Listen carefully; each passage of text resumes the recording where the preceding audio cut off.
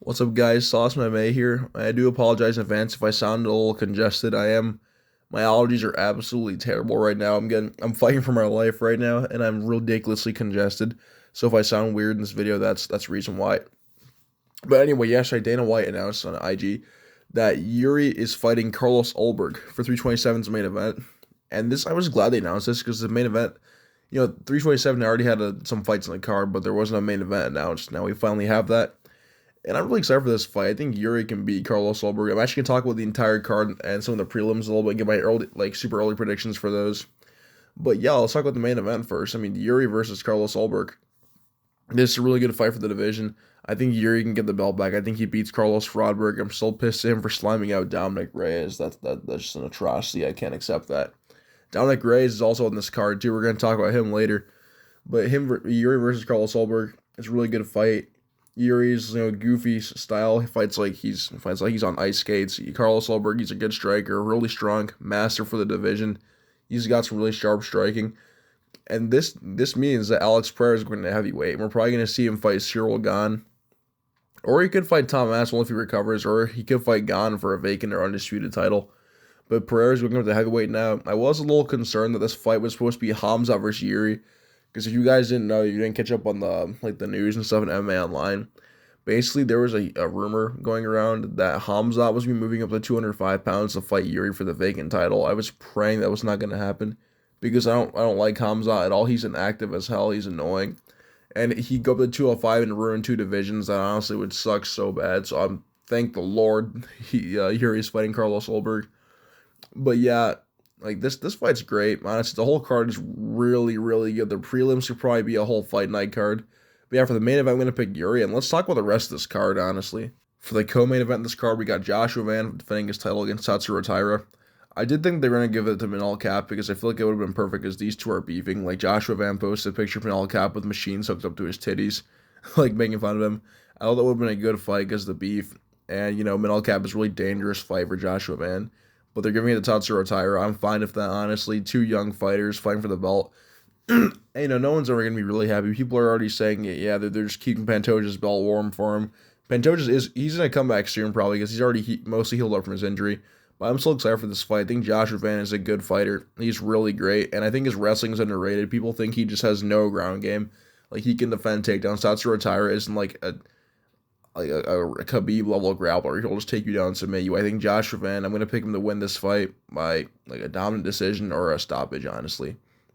And then under that, we got Curtis Blades and Josh Hokett. Josh Hokett's unranked. He's getting number 4 ranked Curtis Blades. I think this is kind of crazy. I mean, heavyweight is just so terrible. I can't even blame them. They need someone like Josh Hokett who trash talks and brings tension to the heavyweight division.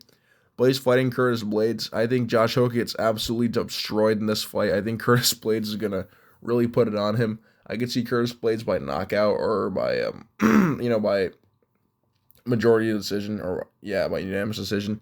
Because this is the second time they gave him an unranked opponent. They gave him Riz Vanguniev, and he beat him. And then Riz Vanguniev beats Alton Almeida, and they cut him. So, it's pretty obvious what they're trying to do. They're trying to use Curtis Blades as like a stepping stone for these unranked guys. But I think Curtis Blades beats him.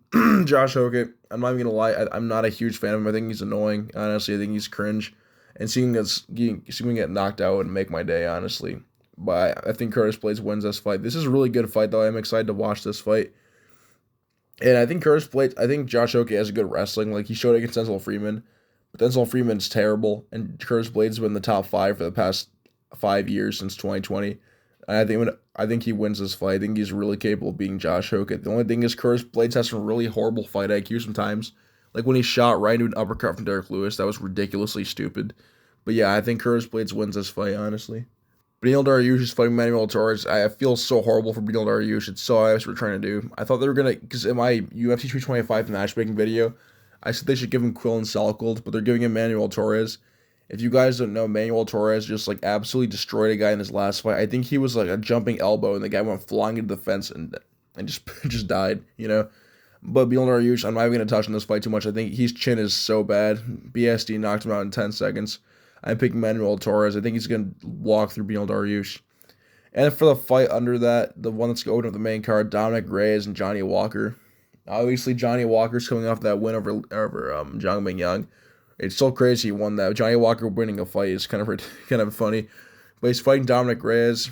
Dominic Reyes, had that really good 3-fight winning streak. I thought he was going to get the belt back.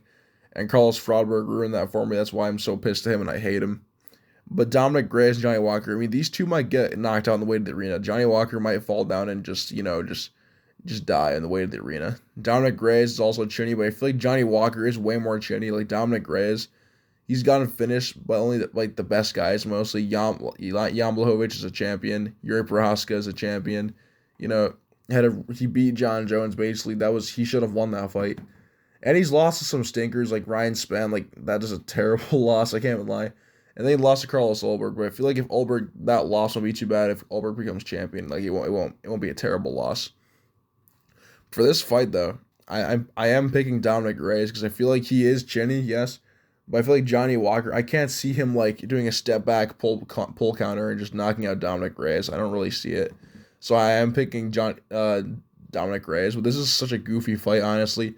There's no shot this goes past round 1. I usually say round 2 knockouts. This fight you might not even make it to like 3 minutes. They might just it'll be like the meme of the two people getting knocked out and falling down. This is just such a funny fight, and I'm really excited for this, honestly. This is going to be really funny. The prelims are also really good for this card. Like, these prelims right here could quite literally be a fight night main card. They're that good. I'm not going to go through all the fights. We got Kelvin Gastelum on here, Vicente Luque, Kevin Holland in the prelims. Cub Swanson is on here, too. That's pretty awesome. Mateus Gamrot. It's kind of funny. He main evented a fight night against Charles Oliveira. Now he's in the prelims. It's kind of hilarious. Christopher Alder. I'm going to butcher this name. I'm not going to say that. We're going to call him Chris. He's fighting Francisco Parado. I'm pretty sure I saw these guys fight one time, so I'm not sure what to expect for that fight. I'm kind of filthy casual, I can't even lie. And Patricio Pitbull versus Aaron Pico. This fight's going to be hilarious, like two Bellator guys going at it. Aaron Pico just got slimed out last year. I'm not sure if I'm going to pick him. I might pick Patricio. Actually, hell no. Patricio Pitbull's really old and washed. I'm probably going to pick Aaron Pico for this fight. But you never know with Aaron Pico. Like the Lerone Murphy fight, he was winning and then got spinning elbowed in the head, so we don't know what can happen. I'm kind of surprised that Murzakanov versus Paulo Costa is on the main card because this is actually one of the fights I was most excited for when it got announced.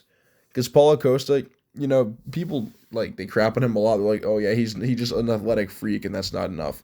Like he has good wins. He got beat by Izzy, but he's fought more. He beat Yoel Romero. That's one of my favorite fights, honestly. He fought Yoel Romero in his prime, and he beat him. Honestly, he's able to take his shots, and I see people already being like, oh yeah, Murzakonov's gonna slime him out. I don't think so because Paulo Costa posted a video a couple days ago of himself in the scale. He's 242 pounds. And I think the weight cut was honestly what was hindering his activity at middleweight because I feel like he wouldn't fight that much because the weight cut was so bad. But now that he's at 205, like this is going to sound crazy. I could very well see Paulo Costa winning this fight. And if he wins this fight, he'll only be one fight away from a title shot. Like imagine seeing next year we see Yuri versus Paulo Costa for a title fight.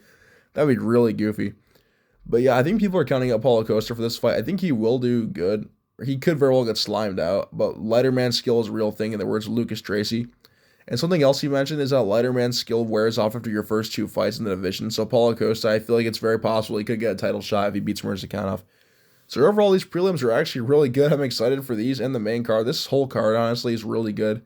The Miami cards are honestly really stacked, and this is a really, really good card. I already seen people online being like, oh yeah, the card, it's okay, it's all right. I think this card's good.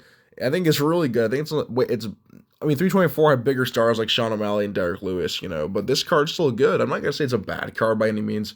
I think it's a good card. And one more thing before I head out of the video is that Dana White also announced that there's going to be a UFC White House, I'm not sure if it's the whole card, but he said there's going to be a White House announcement this week, so I am really interested to see what that could be. It could be Alex Pereira at the White House. It could be, I pray it's not John Jones. That'd be annoying. Or it could be Topuria versus Gaethje, but unless Dana White said there's an announcement coming for the White House card, so I'm excited for that. But yeah, I just want to let you guys know my thoughts on the card, and I am excited for this, guys. I'll try to drop a prediction video for Charles versus Max, which is next week. This video should be uploaded on a Saturday, so a week from today is Charles versus Max 2. I will try and get a video out on that, but other than that, that's going to be it for today for the video, guys. Make sure to like and subscribe, and have a nice day. Thanks for watching.